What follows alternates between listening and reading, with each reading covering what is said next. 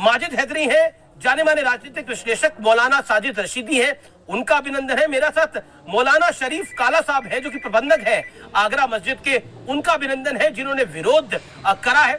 मेरे साथ इस चर्चा में रिजवान अहमद है, जाने माने सामाजिक चिंतक है, वकील भी है। मेरे साथ इस चर्चा में नवल किशोर दास जी हैं, महंत, उनका अभिनंदन है। और मेरे साथ अनिरुद्ध आचार्य जी महाराज है, उन जाने माने कथावाचक है, उनका अभिनंदन है। मैं प्रणाम करता हूं आपको भी अनिरुद्ध आचार्य जी। और इस चर्चा की शुरुआत आपसे करता हूं। जो मूल सवाल है, धार्मिक आजादी सबका अधिकार है। अगर मेरा मन करेगा कि मैं गुरुद्वारे जाऊं तो मैं गुरुद्वारे जाऊंगा, मेरा मन करेगा मैं मंदिर जाऊं तो मैं मंदिर जाऊंगा, मेरा मन करेगा किसी चर्च जाऊं तो मैं चर्च जाऊंगा। लेकिन इसको डिक्टेट क्यों करेंगे लोग डराकर कि उधर तुम नहीं जाओगे, नहीं बागेश्वर धाम सरकार तुम नहीं जाओगे, नहीं तो तुम्हारा ईमान खतरे में आ जाएगा।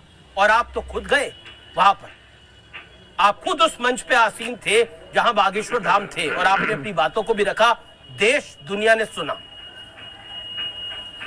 महाराज जी, देखिए, हमारा सनातन धर्म यही है, यहाँ सबका स्वागत है, यहाँ वसुधैव कुटुंबकम की भावना है। यही बातें हैं कि हम सभी मिलजुल करके रहें। हमारे धर्म में सबका स्वागत है, कोई भी आए, दिन को आए, रात्रि को आए, सुबह शाम कभी भी आए। हमारा धर्म, हमारे द्वार सबके लिए, गले लगाने के लिए सबके लिए खुले हैं। हमारे यहाँ डर नहीं है कि नहीं तुम हमारा धर्म, हमारे यहाँ गीता में भगवान कहते हैं स्वधर्मे निधनम श्रेयः पर धर्मो भयावह। अपने धर्म में रहकर मर जाना श्रेष्ठ है, पर अपने धर्म का परित्याग करके अन्य धर्मों की शरण में जाना सही नहीं है। आपने हमारे राजा महाराजाओं का भी इतिहास पढ़ा होगा, तलवार रख कर के, छाती पर तलवार रख के गर्दन में धर्म परिवर्तन कराने की कोशिश की। गुरु गोविंद सिंह जी के पुत्रों को दीवार में चुनवा दिया गया, परंतु उन बच्चों ने अपने धर्म का त्याग नहीं किया। तो हमारा धर्म तो गले लगाने वाला धर्म है, हिंसा करने वाला, किसी की हत्या करने वाला, अहिंसा ही परमो धर्मः की बात करने वाला धर्म है। और जो हमारे थे वो किसी के भड़काने बरगलाने से चले गए, तो उनकी घर वापसी होने में तो सबको खुशी होनी चाहिए कि ये तो अच्छा कार्य है कि लोग अपने घर वापस आए हैं, ये तो परोपकार। अनिरुद्ध आचार्य जी, आपत्ति उसी बात पर है कि ये घर वापसी जो हो रही है, जिस तरह से सुल्ताना धर्म बदलकर सुरभि हो गई, आपत्ति उस बात पे खड़ी हो रही है, हिंदू राष्ट्र पे आपत्ति खड़ी हो रही है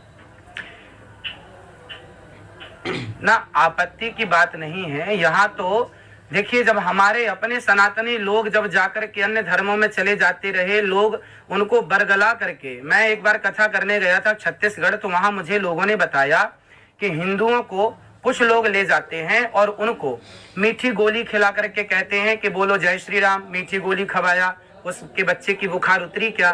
बोली बुखार नहीं उतरी, देखो तुम्हारे भगवान में कोई ताकत नहीं है, बुखार नहीं उतरी। फिर वो अपने धर्म के भगवानों का नाम लेकर के, जो भी हैं उनका नाम लेके पैरासीटामॉल खवाते हैं तो उनकी बुखार उतर जाती है। भोले भाले लोग जो ठीक से ये भी नहीं जानते कि पैरासीटामॉल क्या करती है, सामान्य मीठी गोली क्या करती है, उनको बरगलाकर, धन का लोभ देकर लोग अपने धर्म में ले जाते हैं। और लाखों हिंदू चले गए, तब दर्द नहीं हुआ लोगों को कि आप क्यों आ गए, और आज एक वापसी हो गई तो पेट में दर्द शुरू हो गया। जी, मैं सीधा रुख करता हूं। मेरे साथ मौलाना शरीफ काला साहब है, आगरा मस्जिद के प्रबंधक है। अभिनंदन है सर आपका। और मेरा बड़ा मूल सवाल है, अगर धर्म की सबको अपनी आज़ादी है तो इस देश का आर्टिकल 25, जिस अनुच्छेद 25 की मैं दुहाई दे रहा हूं, वो यही कहता है कि सबको आज़ादी है, तो इस पर पहरा डालना क्यों?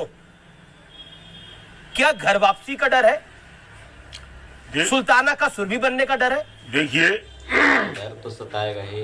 इस्लाम मजहब वो मजहब है जो किसी भी धर्म को बुरा नहीं कहता, और सब अपने धर्म के मुताबिक अपना अपना काम कर रहे हैं। इस्लाम मजहब को कोई परहेज नहीं है इसके अंदर। लेकिन जो लोग मुसलमान की नासमझ लड़कियों को, नासमझ औरतों को बरगलाकर और कहते हैं कि हमने अपने धर्म में उसको ले लिया, वो कोई समझदारी की बात नहीं है। ये वो लोग, वो महिलाएं होती हैं, वो लेडीज होती हैं जिनकी कोई सरपरस्ती नहीं होती है, और ये गलत हाथों में खेल कर उन्हीं के जो है धर्म की बात करने लगती हैं। नहीं, वो महिला बोल रही है कि इधर भाई बहन में शादी नहीं होती, इधर औरतों पर अत्याचार नहीं होता, इस पे 3 तलाक नहीं होता। सुल्ताना कह रही है जो अब सुरभि हो गई है, ये बाइट हमने सुनी। और जो 250 परिवार 250 से लोग अपना धर्म परिवर्तन कर रहे हैं, ईसाई थे वो अब धर्म वापसी कर रहे हैं। नहीं, मैं ये पूछना चाहता हूँ, क्या सुल्ताना की शादी हो गई थी? लेकिन वो अपने आसपास देख रही, तलाक मिला, वो अपने आसपास देख रही होगी, ये अपने आसपास देख रही होगी मौलाना साहब। पहले तो पहले इंसान को खुद अपने ऊपर प्रैक्टिकल करना चाहिए, उसके बाद मतलब पहले वो अपना नुकसान पहुंचा ले और फिर आप कह रहे हैं कि शादी मदरसा छप गया ने भाई। आप कह रहे हैं पहले उसको 3 तलाक मिल जाता और फिर वो करके तो बेहतर लगता। पहले इंसान को अपने ऊपर प्रैक्टिकल करना चाहिए। नहीं, वो पहले अपने परिवार में देखती या खुद अपने ऊपर जो है उसका नाम क्या है परेशानी उठाती, उसके बाद धर्म परिवर्तन कर दी। भाई उसको क्या मालूम कि 3 तलाक में जो है परेशानी होती है, और 3 तलाक क्यों आदमी देता है, उसमें औरत की भी गलती होती है। जी मैं आदमी अपनी मर्जी से अपनी जी मैं अनिरुद्ध आचार्य जी, इस बात का क्या जवाब है कि अपने ऊपर प्रैक्टिकल करे और फिर उसके बाद वो राय रखे, नहीं तो उसको राय रखने का इंतजार की इजाजत नहीं हो सकती। भाई हमारे सनातन संस्कृति में, हमारे धर्म ने हमें जोड़ना सिखाया है, हमें तोड़ना सिखाया ही नहीं। हमारे यहाँ रिश्ते बनते हैं ना तो सदा के लिए बनते हैं। तो इस्लाम, एक बार रिश्ता हो जाए, पत्नी हो जाए, तो जन्म की बात कही जाती है। मौलाना साहब शांत हो जाइए ना, हमारा आपको इस्लाम मुझे बताता है कि मोहब्बत से रहिएगा, प्यार से रहिएगा। एक करके ना ये नहीं कहा इसमें ठीक है, आपने अपने वक्तव्य को रख लिया। इसलिए मेरा उम्मीद है कि पीसीआर जो व्यक्ति बोल रहे उसको ऑडियो डाउन कर दीजिए। अब आचार्य जी की बारी है। आचार्य जी जवाब, वो कहते हैं इस्लाम भी तो प्यार मोहब्बत करना ही सिखा रहा है, लेकिन हम कह रहे हैं कि प्रैक्टिकल करिए और उसके बाद यकीन करिए। हमारे धर्म में देखिए, हमारे धर्म में इंग्लिश में आप देखते हैं वहां पर डिवोर्स है, उर्दू में देखते हैं तलाक है। इन शब्दों को कहकर रिश्तों को तोड़ा जाता है। हर भाषा में, हर मजहब पंथ में रिश्ते तोड़ने की आज्ञा है, पर हम सनातनियों के पास हिंदी में, संस्कृत में ऐसा कोई शब्द नहीं है जिसको कहने से पति पत्नी का रिश्ता टूट जाए। यहाँ संधि विच्छेद करने के लिए, शब्दों को तोड़ने के लिए बातें हो सकती हैं, पर रिश्ता तोड़ने के लिए हमारे यहाँ हिंदी ने, हमारी संस्कृत ने हमें कोई शब्द दिया ही नहीं। हमारी संस्कृति, हमारी हिंदी हमें जोड़ना सिखाती है, यहाँ पर तो शादी होती है तो कहा जाता है कि 7 जन्मों का साथ होना चाहिए, 7 जन्मों का साथ होना चाहिए, यानी ये मुझे 7 जन्म तक मिले, लड़का हो या लड़की हो, दोनों को यही होता है। हाँ जी,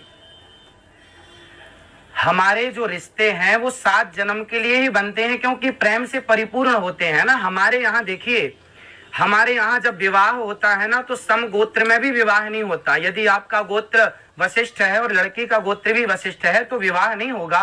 वो गोत्र सम होने के कारण भाई बहन कह करके उस विवाह को टाल दिया जाता है। वहां विवाह होता है जहां गोत्र भी मैच ना करे। इतनी वैज्ञानिक कसौटी यदि कहीं है तो सनातन संस्कृति की कसौटी है। हमारा धर्म, हमारी बातें, हमारे रिश्ते सारे साइंटिफिक हैं। खून से खून का संबंध किस प्रकार हो, गोत्र किस प्रकार भिन्न हो, पूरी विवाह की पूरी कुंडली निकाली जाती है, फिर विवाह। भाई बहन का तो दूर दूर तक कोई संबंध नहीं है। और हमारा धर्म अहिंसा की बात करता है। हमारे यहाँ देखिए, हर धर्म कहता होगा कि भाईचारे से रहो। बाकी लोग कहते हैं, हम हिंदू लोग, सनातनी लोग चींटी को दाना डालते हैं, कुत्ते को रोटी डालते हैं, पहली रोटी गाय की। हम जीवों की रक्षा का संकल्प लेते हैं, अहिंसा ही परमो धर्मा की बात करते हैं।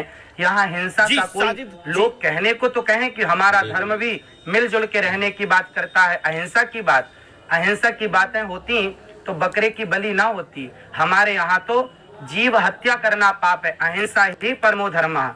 हमारा वेद यहाँ से स्टार्ट होता है, अहिंसा ही परमो धर्मा, अहिंसा ही परमो धर्मा। मैं इस डिबेट को रशीदी साहब, आगरा में जो मौलाना शरीफ काला साहब ने बोला वो आपने सुना, एक और मौलाना साहब ने जो बोला वो आपने सुना। तो करौली मैया के मेले में भैंसे की बलि क्यों दी जाती है? जी एक सेकंड काला साहब, मैं आपको मौका दूंगा आगे, लेकिन रशीदी साहब आपका वक्त है ये, और मैं आपसे सवाल ये पूछ रहा हूँ, क्या आपको लगता है कि अगर आर्टिकल 25 सबको, अनुच्छेद 25 सबको इजाजत देता है तो मौलाना कौन होते हैं बताने वाले कि फलानी जगह जाओ और फलानी जगह ना जाओ।